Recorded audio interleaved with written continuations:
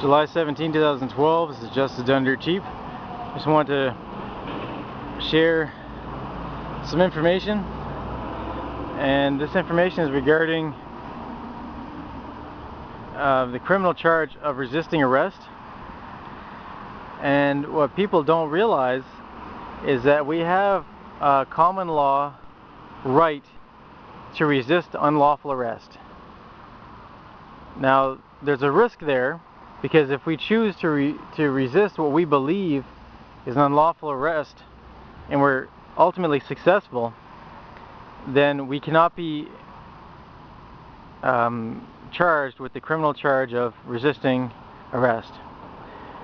On the other hand, if we believe we're being unlawfully arrested, it turns out that there's an actual conviction on the original charge,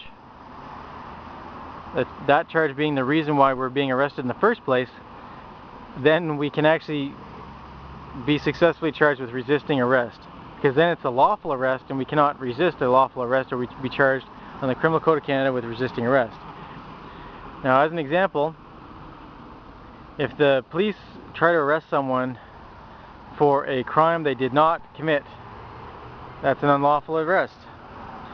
Now, the police may have believed at the time that a crime was being committed, and that was the reason for the arrest, but ultimately, if the person being charged is acquitted on the original charge that brought about the arrest, as in, if someone is charged for causing a public disturbance under the Criminal Code of Canada, and it was not actually them who did it, it was someone else caused a public disturbance, the police arrive and they arrest someone, and that someone being arrested resists being arrested because they believe they are innocent and they're being unlawfully arrested.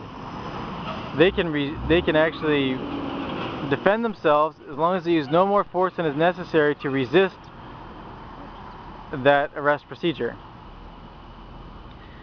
Now, the police would go ahead and charge the person with the original offense they believed they were guilty of, which could be causing a public disturbance, as an example. And when the courts ultimately found that the accused was not guilty of causing a public disturbance,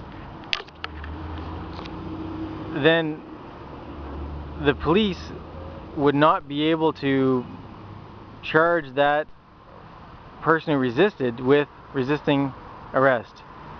So, being successful, as in court, as in getting an acquittal on the charge of causing a public disturbance, means that the police, the charge of resisting a police officer, resisting arrest, would fail as well. So that must be considered if someone decides that they want to resist what they believe is an unlawful arrest. There's the common law right to resist unlawful arrest, but there's also the risk that if one is found guilty, which they may not be, but courts find people guilty for things that they're not guilty of all the time. The judge is not there to see what actually happened. All they have before them is presented evidence, argument, and they have to consider all that when deciding whether they believe that someone is guilty of an offense or not.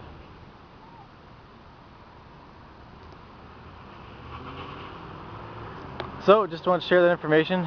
Thanks for listening. It's Justice Done Dirt Cheap. It's July 17, 2012 in Fredericton, New Brunswick, Canada.